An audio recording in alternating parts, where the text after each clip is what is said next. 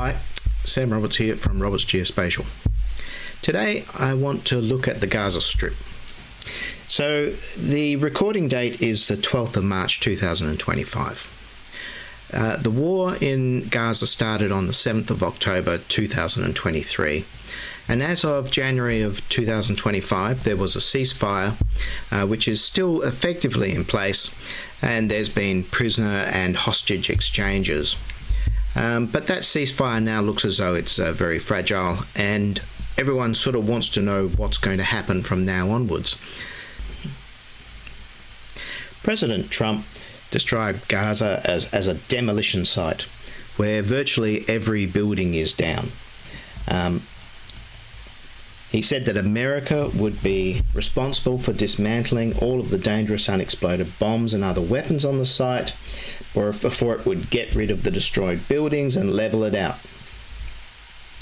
And he insisted that the Palestinians have no alternative but to leave the big pile of rubble that is Gaza. He said Gaza is a hellhole right now. So, is he right?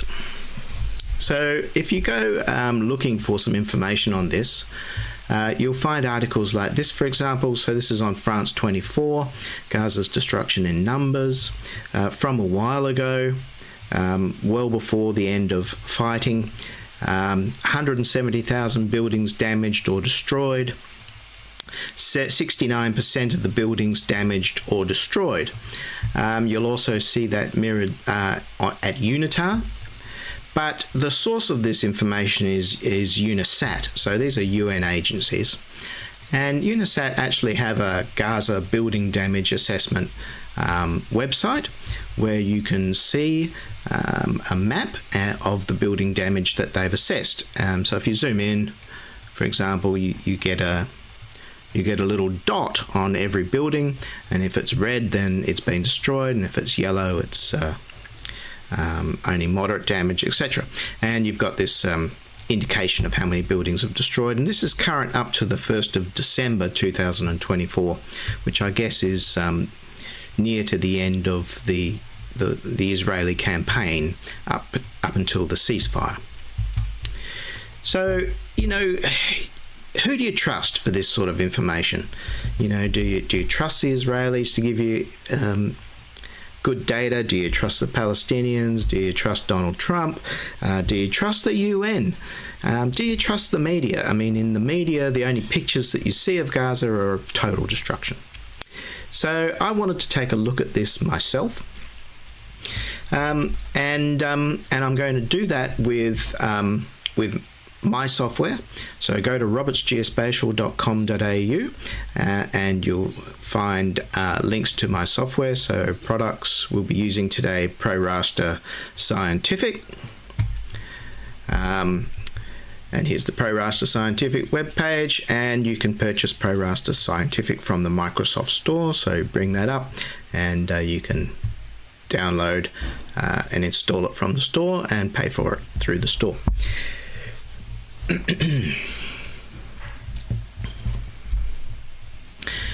So I'm going to use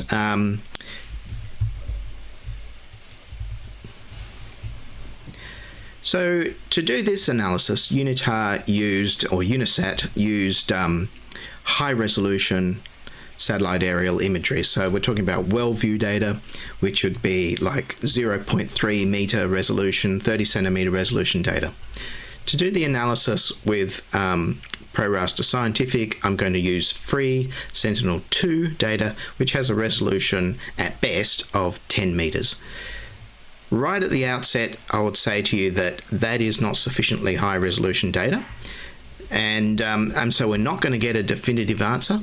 But it turns out you can get a lot of information and quite useful information even from that relatively low resolution Sentinel-2 data. Of course, it's all free, and that's good.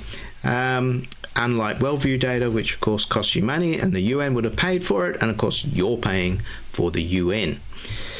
So without any further ado, let's get into the processing.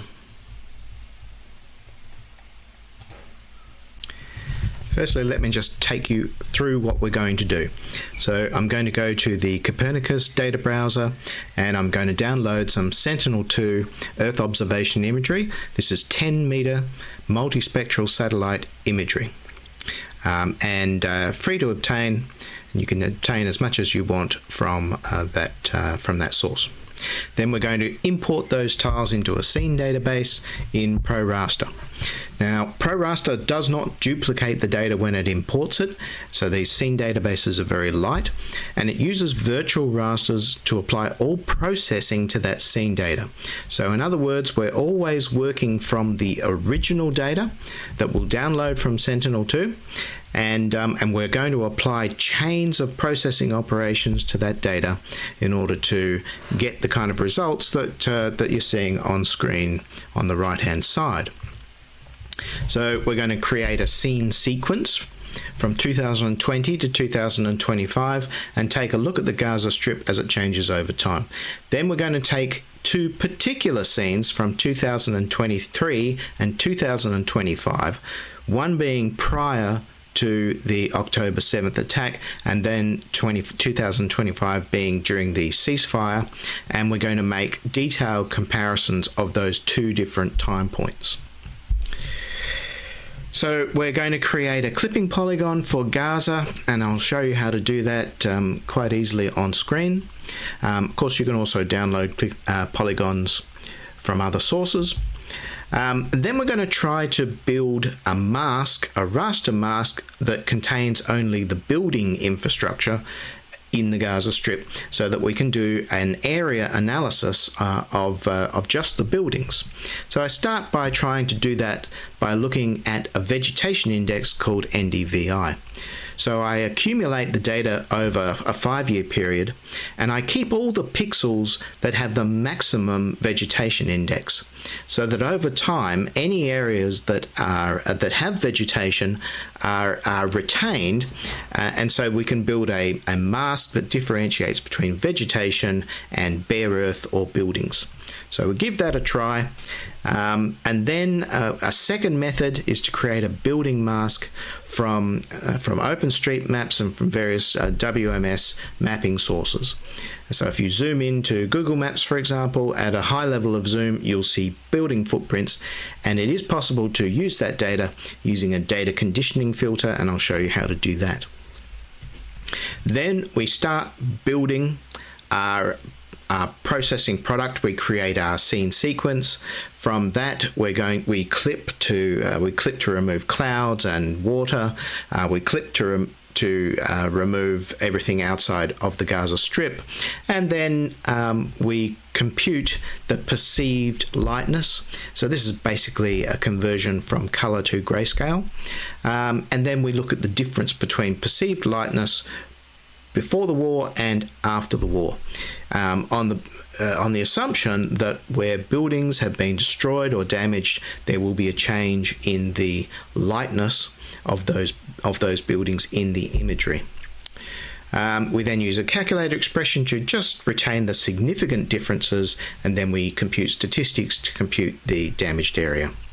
So just finally, bear in mind that when we're doing all this processing in real time in the video, everything is happening in ProRaster using a just-in-time virtual processing engine. So there's no duplication of data, there are no temporary copies of data or anything else. All processing is drawing from the original and unmodified Earth observation imagery and taking it through a chained virtual processing operation to get you through to rendered imagery on the screen, to compute statistics, and to do our analysis. So let's get on with it. So let's download some Sentinel-2 tiles. So I've gone to the Copernicus data browser. The first thing you have to do is log in, and if you don't have an account, then you should create one. Then zoom to the area that you're interested in the map. So we're going to come right down here to Gaza. Now, Sentinel scenes get split into tiles. So there are tiles everywhere. It's a good idea to get really nice and tight on the area that you're interested in to cut down the number of tiles, intersecting tiles that you might search for. So go to the search pane. I'm going to go for Sentinel2, level 2A. I'm going to bring down the acceptable cloud down to 10%. You can adjust these filters if you want. So we're going to want all 3 satellite platforms. And then come down to your time range and specify the time range that you want to search. I'm going to go from the 1st of January through to the 31st of January 2025. And I'm going to hit the search button. Now it's going to go away and find the tiles and give us a selection of the tiles that intersect this area of the map over that time range.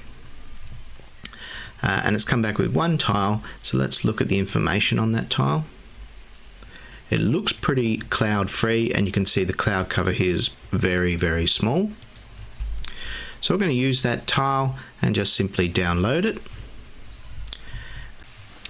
So that file has downloaded now, and it's been placed into my downloads folder, and here it is. It's a zip file. To extract this, I like to use 7-zip, and I use the extract here option. So here it is. It's been extracted. At this point I can delete the zip file, and I can move the extracted folder into the folder where I'm keeping all of my satellite scenes. Now I want to import those scenes into ProRaster. So I'm using ProRaster Essential just to illustrate that you can do some of this in ProRaster Essential, and later we'll move to ProRaster Scientific. So add scenes to a new database by folder search. I'm going to call this SDP Gaza. Hit OK. And then browse to the directory where you've placed all of your downloaded Sentinel tiles. I'm just going to select that folder, and now it's going to bring in all of those scenes. And so here's the browser, and you can see that I've got, if we sort by acquisition date here, so I've acquired data from 2020, 2021, 2022, 2023, 2025. So let's switch to the scene preview mode. Just use natural color. So there's 2020. You can go to each scene in turn. We can also in here switch to scene index mode. So for example, we look at NDVI. So there's NDVI for 2023. You can see all of the agricultural activity around the Gaza Strip in Israel, and some agricultural activity, although mostly in Gaza it's sort of greenhouse agricultural activity rather than farming. And of course we can display and render this scene in the main interface. So now we have an algorithm using red, green, blue, and we can zoom in and take a look at these scenes. Now that's about the limit of what we can do with ProRaster Essential, and from here on we'll be using ProRaster Scientific. So I have ProRaster Scientific now. Just want to take a look at this scene that has almost 6% cloud. Let's render that scene.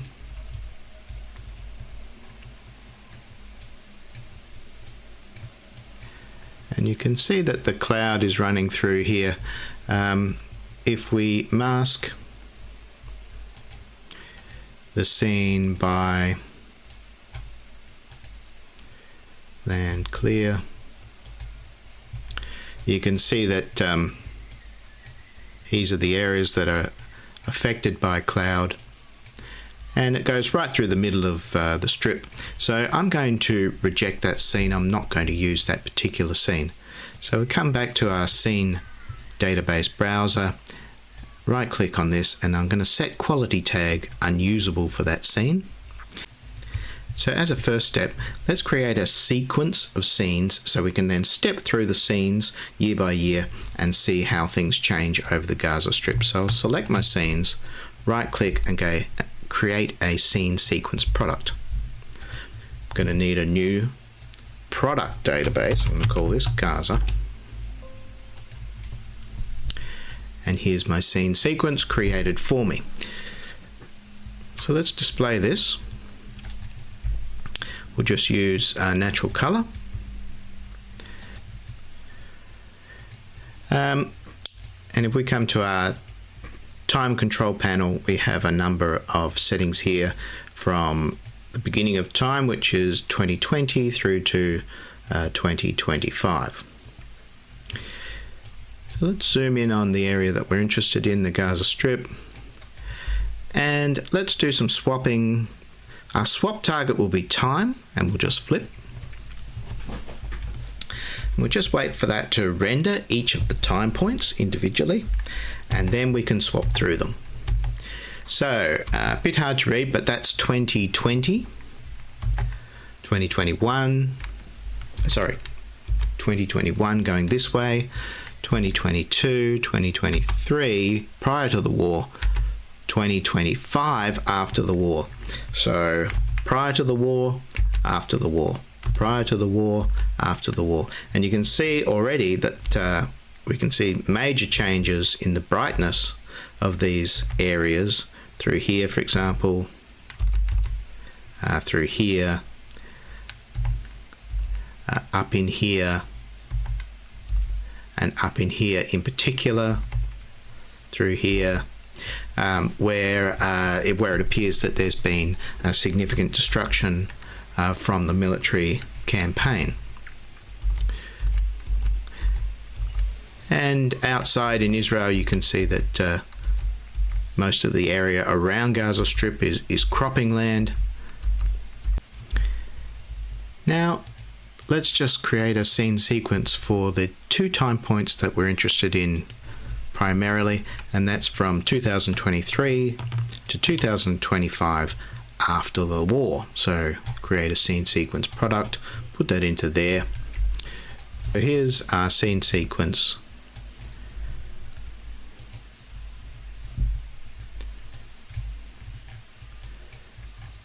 Here we're looking at 2025, and if we go back one, we're looking prior to the war in 2023. So what I want to do now is just try to identify what band combination is going to give us a good visualization of the contrast between areas that have not been damaged and areas that have been damaged. So at the moment we're just using this RGB natural color. We can come in here and change it to anything else on the fly. So natural color with atmospheric removal high, false color urban, and so forth. Now I played around with this before, and firstly I want to confine myself to using the high resolution bands. So that's bands 1, 2, 3, 4, and 8. We don't want to use the low resolution bands. The data is already not sufficiently high resolution for this work, so we certainly don't want to look at any of the low resolution bands. So looking at that, I decided that using band 8, which is near infrared, band 2, which is your green, and band 1, which is coastal aerosol, gave me a good contrast between areas that are relatively intact and areas that have been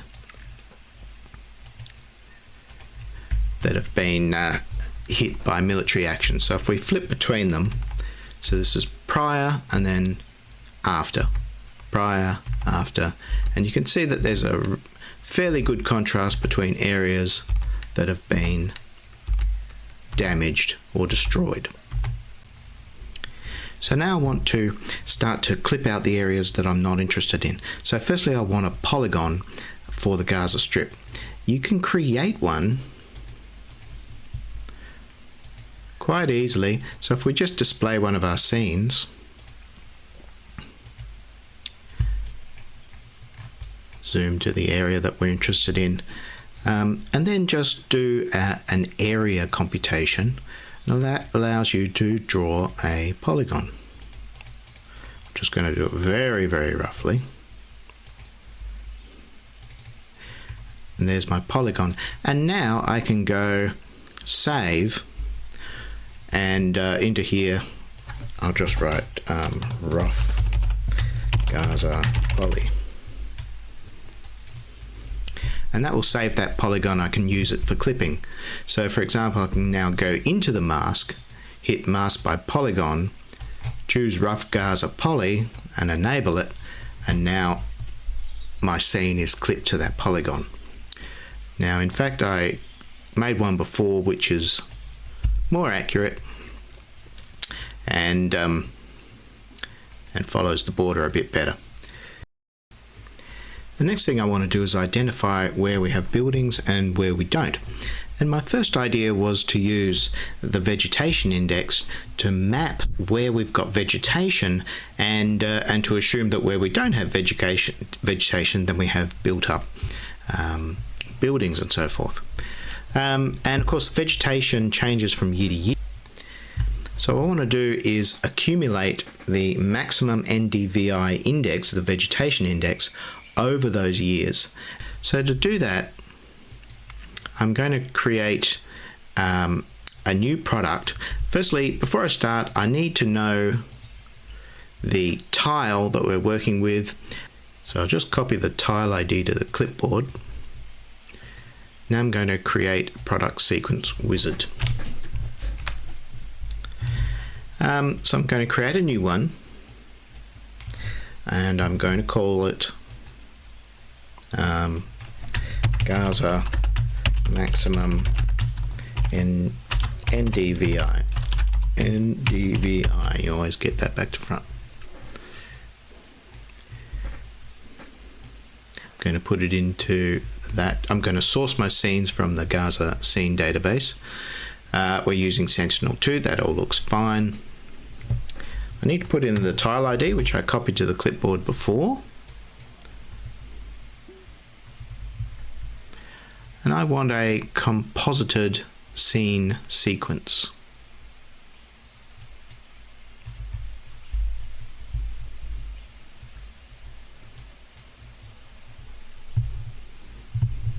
It doesn't matter how I order my tiles in this case.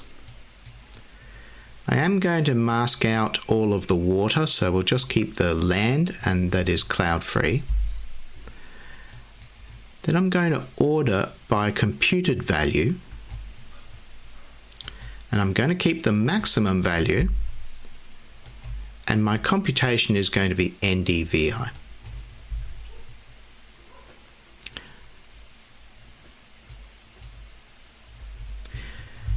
Now I want to bring in all of those scenes, so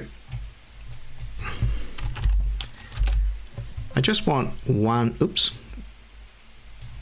yes, I've typed something there. I just want one acquisition event. So I'm going to accumulate everything from earliest to latest time over this huge acquisition period of 10 years. So it says I've found 5 scenes and I've got one acquisition event.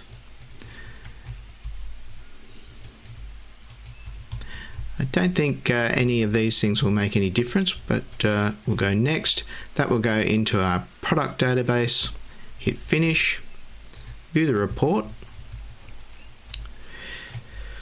So a total of 5 scenes were identified for inclusion: 2020, 21, 22, 23, 25. That one scene that had cloud in it has been rejected.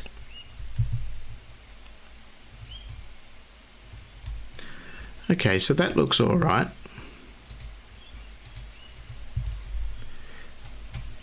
Let's edit the product. So this is, I'm going to call this NDVI maximum.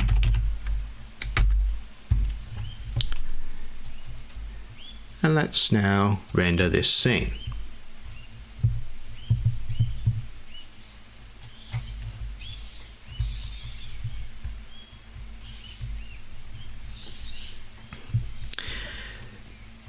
So we'll mask it once again to our polygon.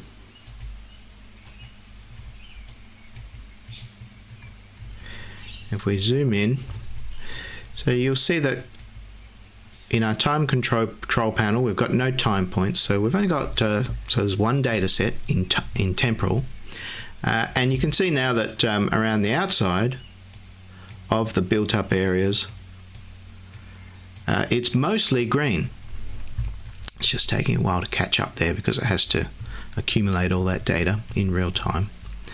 And so if we now use a calculator expression to pick out the NDVI values that are high,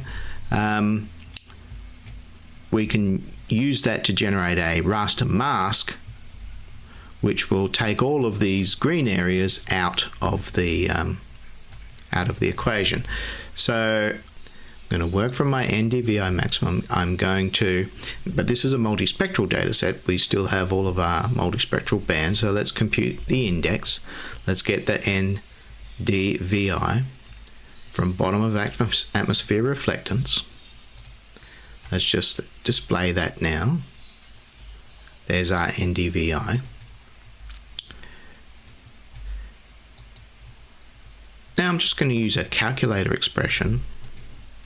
NDVI high values indicate vegetation, low values indicate bare earth or buildings. So let's do an if then else expression. So condition if NDVI, which is A00, is say less than 0, or sorry, greater than 0. Let's say if it's greater than 0 and is less than 0.5, then we'll keep the value. Otherwise, we'll turn it into a null cell. So let's display that. Again, we'll just mask it to Gaza. So here's the result from that analysis. So you can see that all of these areas that are vegetation have been clipped out, and everything else has been retained. What we can do is then go, okay, well let's clip this to the Gaza polygon. So we'll choose our Gaza drawn. And then we'll compute statistics on this. Compute those statistics. There's our statistics in a text view. And if we look at our spatial statistics, you can see that our valid cells that we have left over, which represent our bare earth or buildings, have this area which is 181.823 square kilometers. So that's the area according to our NDVI analysis.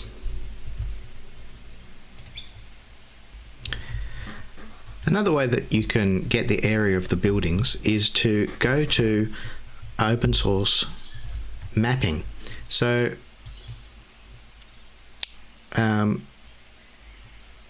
if I create a new algorithm for ArcGIS World Topo Map, here it is, and we zoom into, it will probably be a little bit slow, but if we zoom right in, you can see that at high levels of zoom, it has the building footprints. So what we can do is we can make a data conditioning filter to identify this and suck it out. So we just need to know what this color is. So we turn on, sorry, turn on key data value, and it will tell us what the color of this gray that they've used for building footprints is. So it's 218, 219, 216, something like that. So what I can do is create a data conditioning. So let's add a new data condition, and this is ArcGIS buildings. And I'm going to add in a new color range. Now what the data condition filter does is it rejects data. So our values were 219, 219, 217, I think. Was I right about that? Yeah, that's about right, or maybe 216.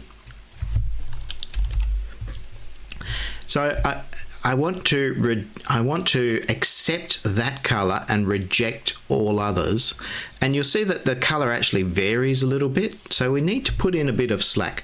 So let's say we allow 8 points of slack, and because by default this is going to reject that color and that color range, we tick that off so that it accepts that color range and rejects everything else.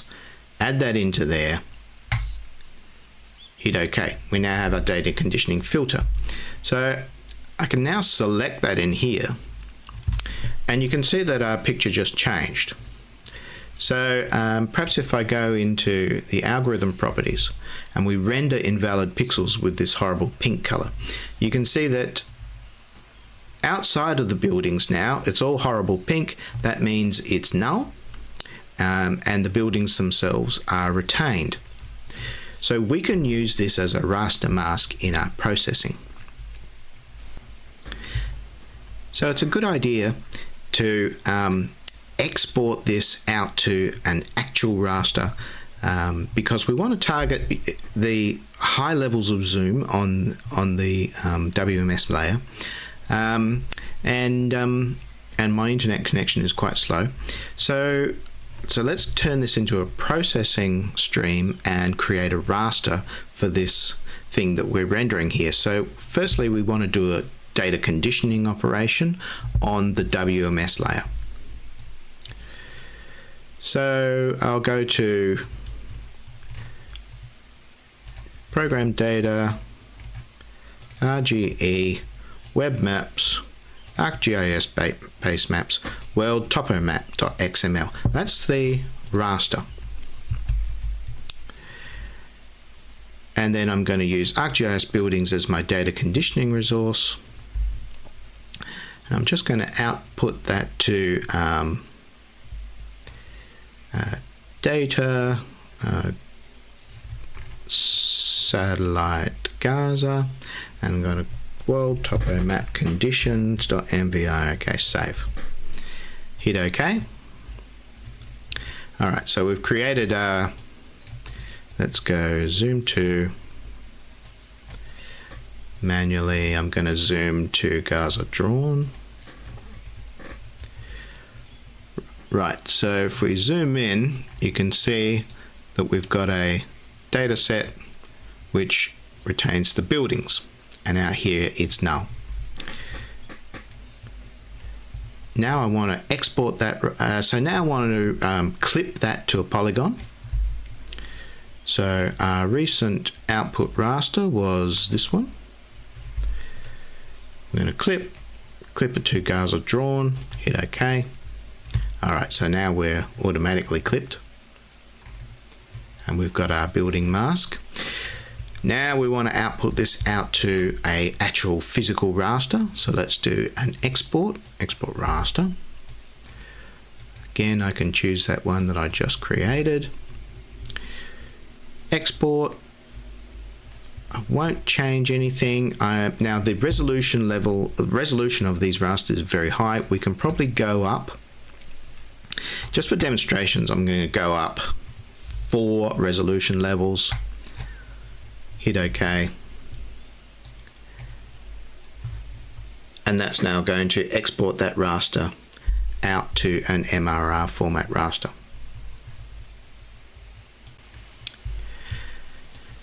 So when I did this before, I actually found that world topo map, even though it's got a nice clean building footprint, it's not up to date.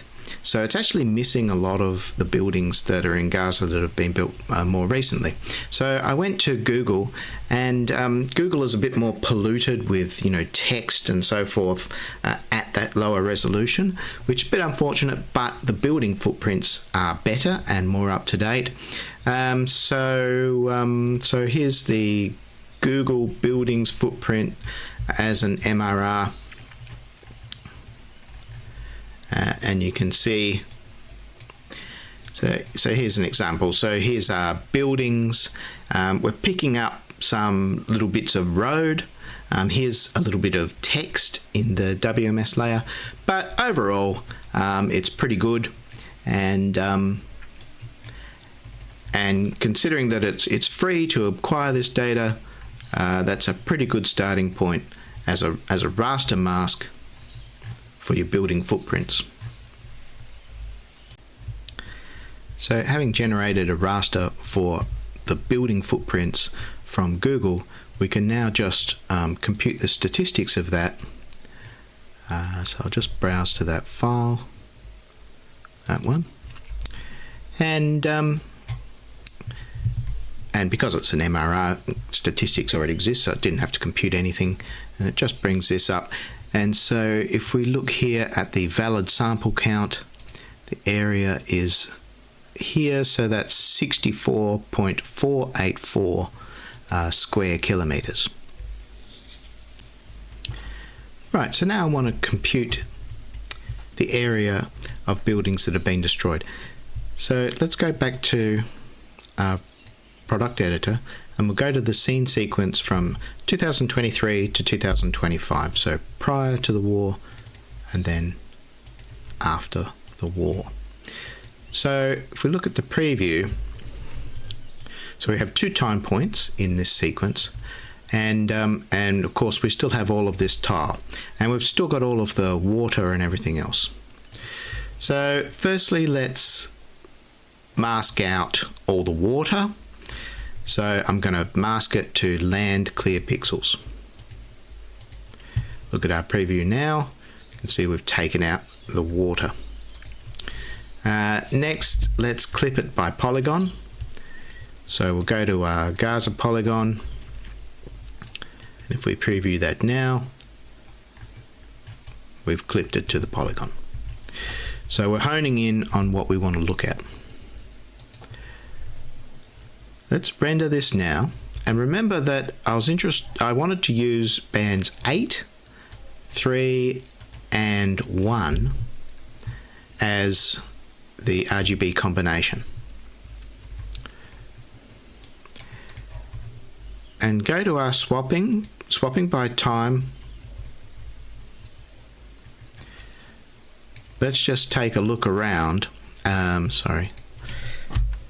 So prior to the war, post-war. So firstly, you can see that there is a huge amount of damage. And as we move around the strip, so there's prior, post, you can see that all these areas around here have been destroyed, although a lot of this area is still intact. Around the edges of the Gaza Strip that are on the Israel side, a lot of the infrastructure out there has been destroyed, I would say. A lot of this area has been destroyed. This has all been destroyed.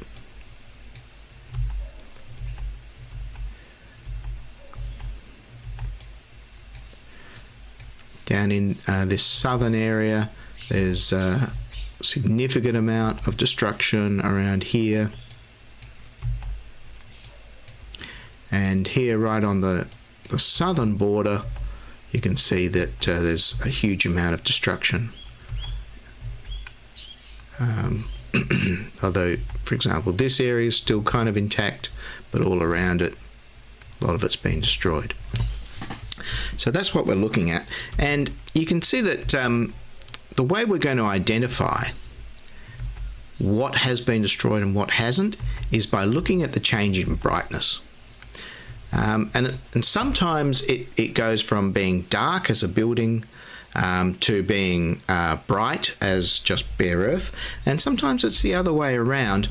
Also, what's confusing the picture, if I zoom right in, you can see shadows. So in here we have a shadow coming from the building, and here after it's been destroyed, there's no shadow anymore. Whereas here we're still getting a shadow, though not as pronounced. These scenes are taken at basically the same time of day, the same time of year. So the sun ought to be in the same position, roughly speaking. But shadows are certainly a significant difference in brightness in the data set.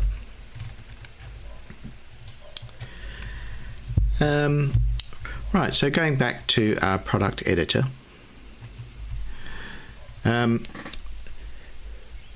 We want to compute change in brightness, but what I want to do is I want to, but I don't want to just use the raw data. I want to use the data that we're looking at here, bands 8, 3, and 1, using the color stretch that we've already, that we're using to identify that change in brightness on screen.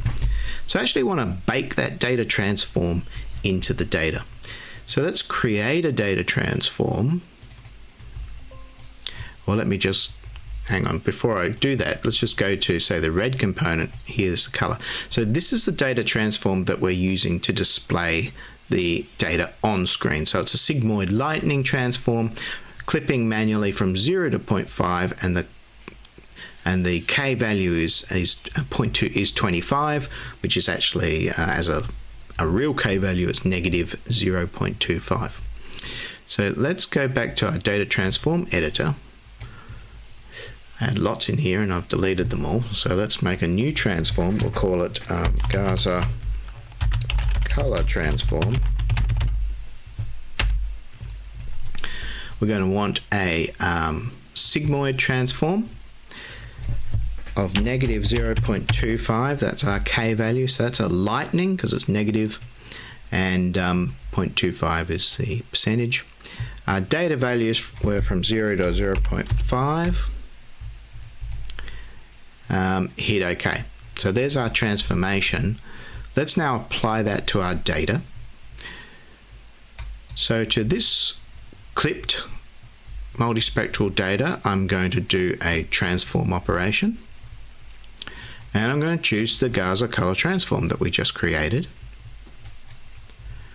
And we're going to target a selected field, and I'm going to go for bottom of atmosphere reference values. So these are already transformed to values between 0 and 1. They're not digital numbers anymore. Hit OK. So now if I display this and I use an RGB color layer, and I choose band 8, band green, and band 1, and I then go into the color and I hit no transform. Now you can see that without having done any color transform, I've got the same picture as what I had before with the color transform. So in other words, we've baked that transform into the data. Let's close that. I can now compute the brightness. And remember, we're working with the data that's got a temporal dimension. We have 2 time points. So I'm going to do a calculator operation. And I'm going to use a calculator command called perceived brightness. P lightness. So perceived lightness. So this computes, basically converts it to grayscale, but does it accurately. You have to linearize the color components, convert them to luminance and so forth, and then anyway. And so I'm going to choose my 8 So we need to put in our red, green and blue. So I'm going to go for 8, and then the other one was A01. Sorry, that should be A02, and then A00. So that's red, green and blue. Right, so I have my perceived lightness values for 2023 and 2025. Now I want to compute the difference between those. So I'm going to do a difference operation. Hit OK. So now I've got the difference between 2025 and 2023. Let's display this. So values will be centered around 0. And let's go back. Actually, what I should do is also then apply the mask by raster. I want to mask out all of the non-buildings. So let's go to the buildings mask that we created before. Let me close that. Let's display that now. Okay, so now we've got something that only shows us data where we have buildings. Okay, so these changes in brightness can be positive or negative. So let's use a circular color table. So I've got pink at both ends of the color scale. I'm just going to change to a linear data transform between some ranges like this. So 0.2 to negative 0.2 to 0.2. Right, so where we have pink, we have a big change in brightness from 2023 to 2025. So let's zoom out. And where we have green, these green colors, yellow through green through blue in the middle, we don't have a significant change in brightness. And you're already starting to see that it makes sense. So we're getting these pink colors down here where we know that there was a huge amount of destruction. Pink colors in here where a lot of buildings were destroyed. Pink colors around the edge of the Gaza Strip where the Israeli army has basically cleared that area. Through this central area, significant amount of damage. Through this area here, not so much, but there is damage within those areas. And then up here, quite a lot of damage, and up here, quite a lot of damage. So you can see that the approach is working, and we're getting a good indication of areas that are damaged and are relatively undamaged.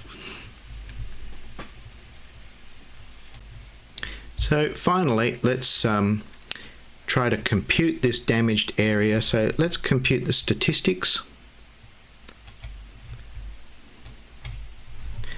for our final product, which you can see is displayed on the right hand side of the screen now.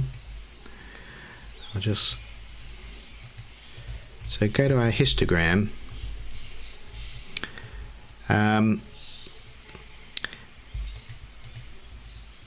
You can see the standard deviation is 0.114. So what I'm going to do is, so everything around 0 is undamaged. Everything that's to the outer edges, left and right of the histogram, is damaged. So let's just clip it to one standard deviation on either side of the mean. The mean is about 0. So let's just put it about 0. So I'm going to so I'll come back to this, and now I'm going to do a calculator operation. So if my value is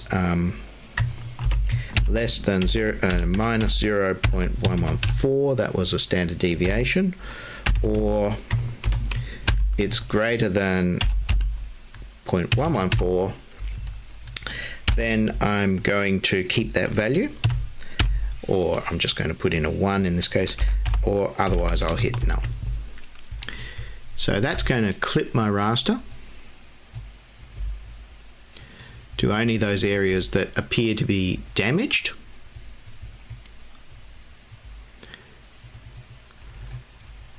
And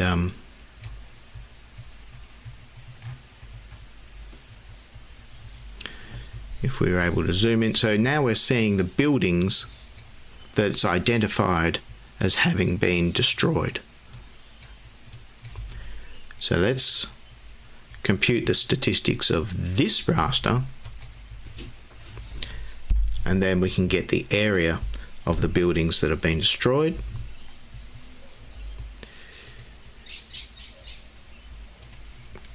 Come into our stats here, spatial statistics.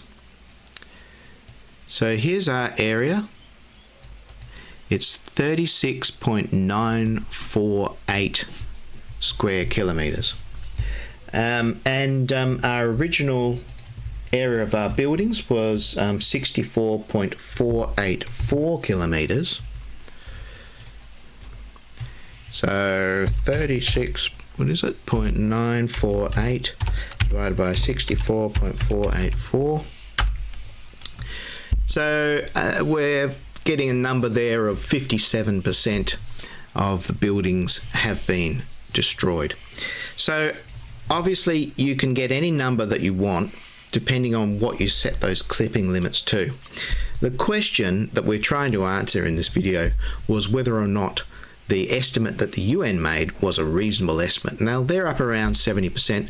We're closer to 60% here, but given the uncertainty, I think that you can say that their estimates are reasonable, and that the amount of damage in Gaza is certainly exceeds 50%, and 70% is entirely reasonable, especially when you consider that that we're not measuring the amount of damage to a building. We're just looking at total destruction, and of course there's a lot of buildings that have been partially destroyed, and so Donald Trump's assertion that the Gaza Strip is a demolition zone is, I think, pretty accurate.